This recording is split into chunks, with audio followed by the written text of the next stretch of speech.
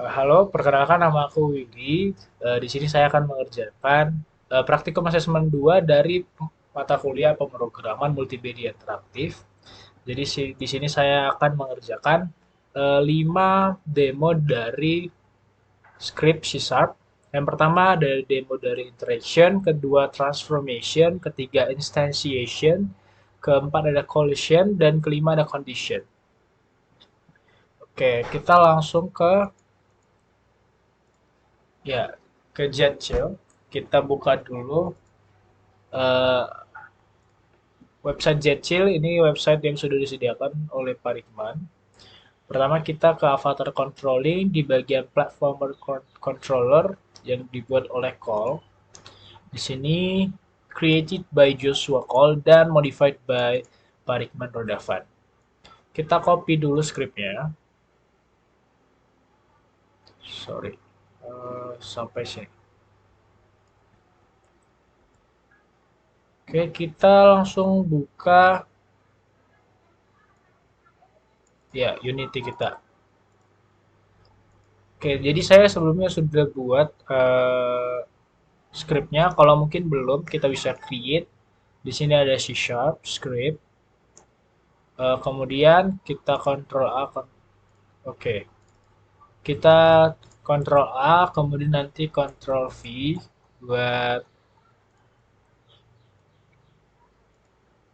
buat menyalin. Kemudian Ctrl S buat save. Kemudian public class name-nya kita copy dulu. Ya, kemudian kita beralih ke sini. Kemudian kita harus rename, bisa klik F2 atau mungkin bisa klik kanan, terus rename. Kita Ctrl V namanya tadi, atau misalnya belum tercopy, bisa di copy dari sini. Public class platform call. Oke. Untuk menjalankan platform call ini, kita membutuhkan, eh, ya, di sini saya dua, sudah sediakan dua objek 2D.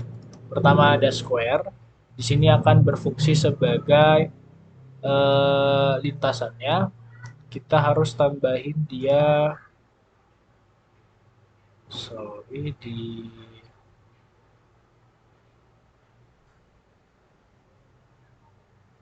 ya ini dia. Kita tambahin box collider 2D di uh, square-nya. Kemudian di triangle-nya kita masukin script platformer call-nya tadi. Ya, di sini sudah ada sebelumnya. Oke, ini saya hapus dulu. Maaf. Untuk main kameranya kita ambil dari sini, terus kita sort ke sini. Oke. Kita butuh satu objek tambahan lagi ke game object, to the object. Mungkin saya akan menggunakan eh, square di sini ya. Square atau ya boleh square aja. Kita copy.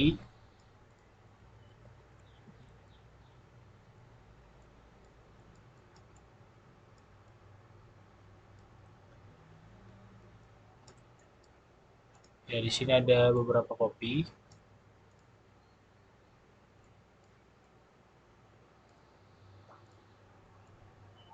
Ya.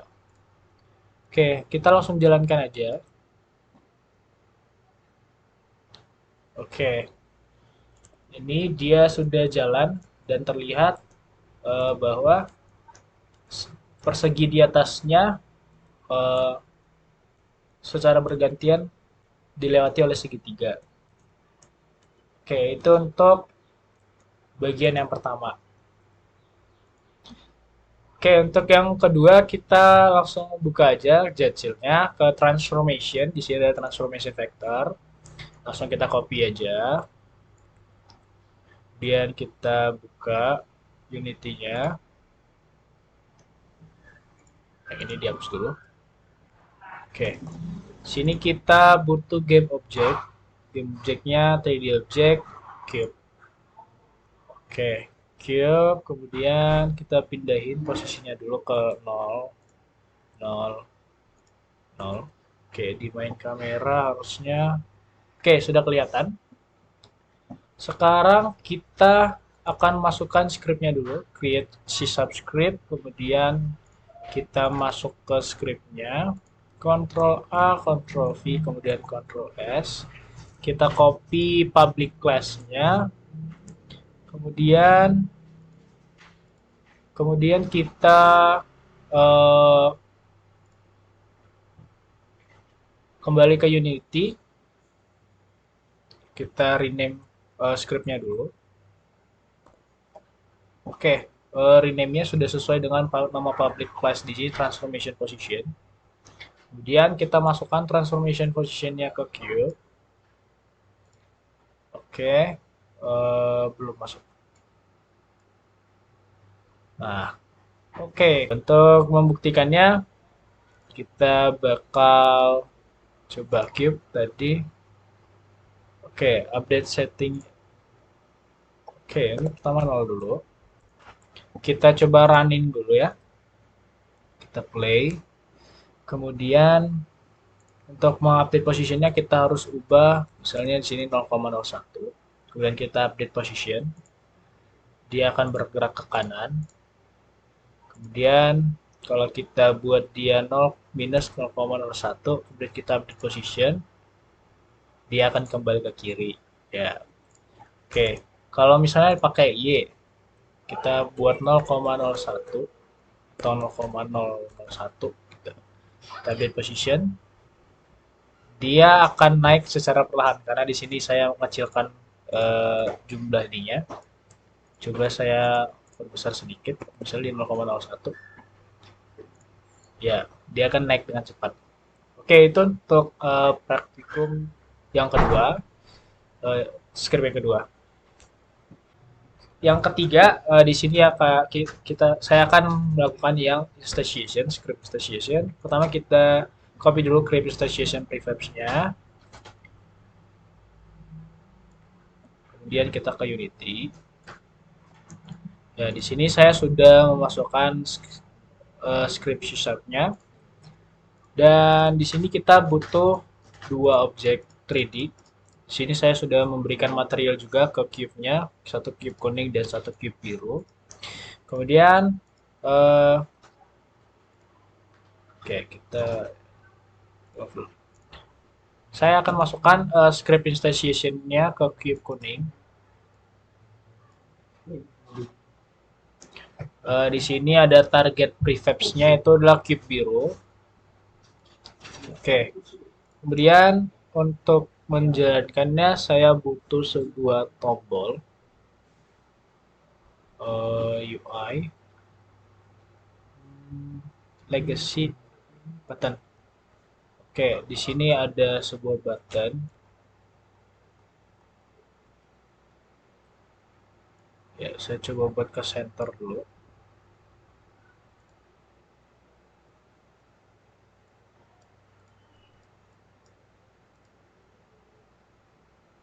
Sebentar, kita cek dulu. Oke, buttonnya di situ. Saya akan coba buat naik sedikit. Oke. Oke, di button ini kita tambahin runtime. Kita masukin si cube kuningnya. Loh, sebentar. Button cube kuning.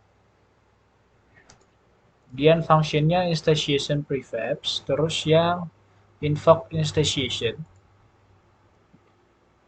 Oke, kita coba running.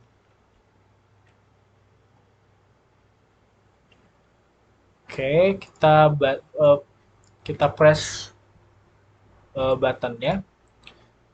Dia menjadi menduplikat satu cube biru. Di sini ada sebuah clone cube biru.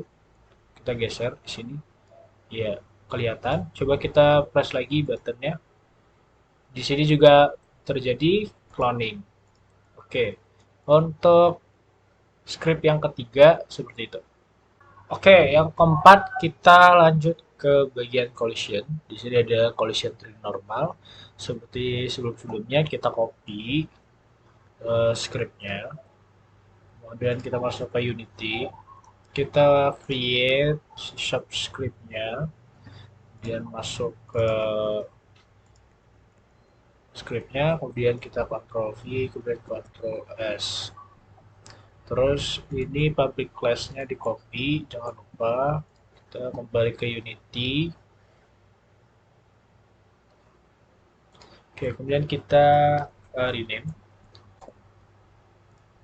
Oke, ini sudah. Oke, jadi saya akan membuat bola kuning ini ketika menyentuh si plan, maka akan ada, maka cube-nya akan menghilang gitu menggunakan konsep collision 3D normal.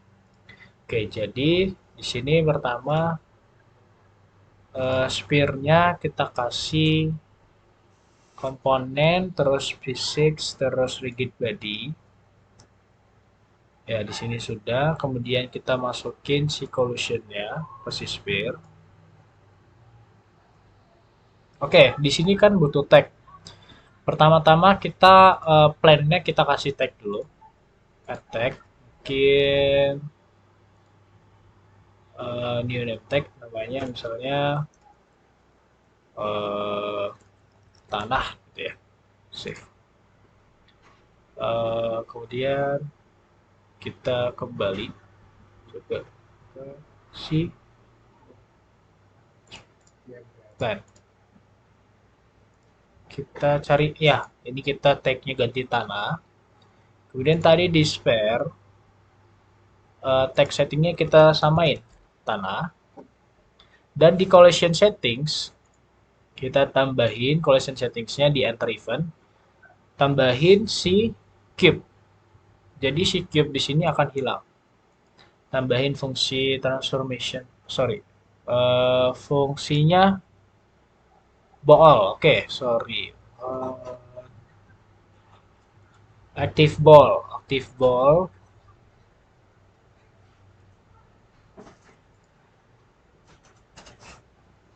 di game object terus set active ball. Oke, di sini gak usah dicentang karena kita mau menghilangkan si cube. Jadi coba kita start aja.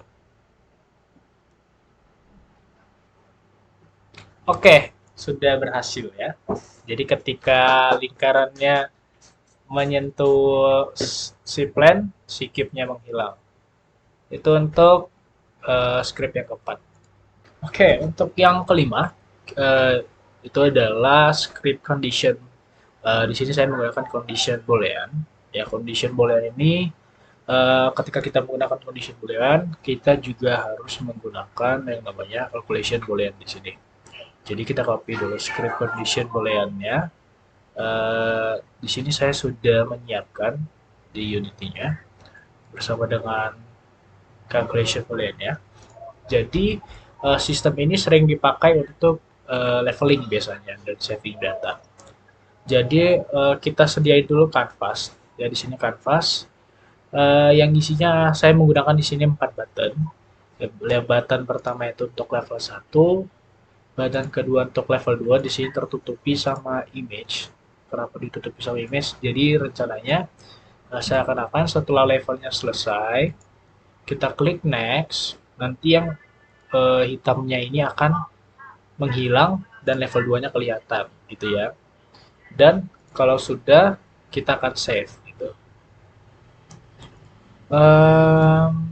Sebelumnya main kameranya diubah dulu dari skybox tadi ke solid color, terus ganti warna yang sedikit cerah. Jadi nanti kelihatan hasilnya itu begini. Ya, kurang lebih begini. Kemudian di sini kita membutuhkan dua game object empty. Di sini saya pertama namanya boolean. Dan boolean yang pertama, yang kedua namanya calculation. Oke. Jadi di boolean ini kita masukin script calculation. Sorry. Ini bukan calculation. Ini condition. Oke, di boolean kita masukin script calculation. Oke, sudah masuk.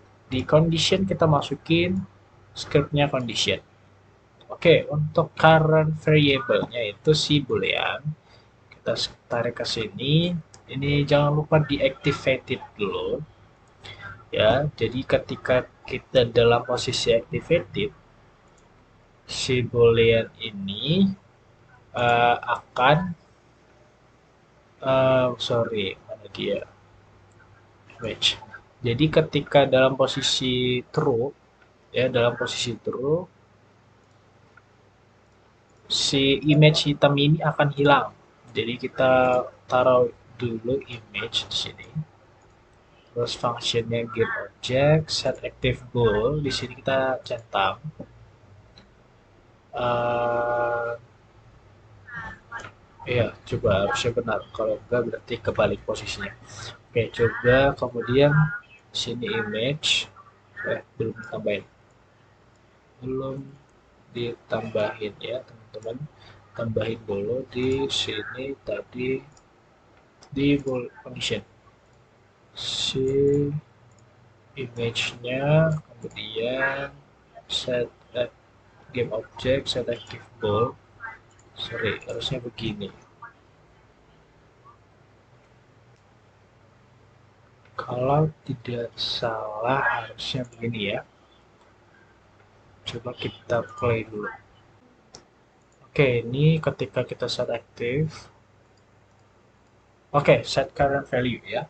Di sini dia akan ketika posisi current value-nya true, maka dia akan menghilangkan si image ya. Tapi ketika dalam posisi false, image-nya akan ada lagi gitu ya. Oke, jadi di sini saya akan memanfaatkan dua tombol lagi di sini, dan save dan next ya. Untuk next ini kita tambahin di sini si boolean, kemudian ini itu set current value. Jadi ketika kita klik next, si uh, si image hitamnya akan hilang. Dan untuk di save kita tambahin lagi si boolean object. Functionnya di sini adalah um, save, ya, save data. Wait, next itu tadi current value, save data, kemudian di boolean kita tambahin fungsi load data. Oke. Jadi kalau kita try, kita coba. Oh, sorry. Ini current value-nya sudah aktif terlebih dahulu. Condition activated set current value canvas next save. Save-nya oke, coba lagi deh. Sorry, harusnya di sini. Oke. Ketika kita tekan tombol next, ya, current value-nya akan image-nya akan hilang. Dan ketika klik save, ya, klik save ini tuh si ketika kita keluar lagi dan memasuki lagi fungsi play-nya, si image-nya itu akan sudah tidak ada lagi karena kita terakhir load datanya adalah posisi image yang menutupi level 2 nya sudah hilang. Tapi kalau kita misalnya current value-nya kita matiin lagi, terus kita save lagi, kita keluar lagi, kita masuk lagi. Ya, data yang ke save adalah posisi current value-nya adalah false. Jadi fungsi save berhasil dan fungsi next berhasil. Jadi untuk condition itu bisa dipakai di seperti itu. Mungkin sekian penjelasan dari saya mengenai 5 script yang sudah saya jalankan. Untuk kurang lebihnya mohon maaf dan terima kasih.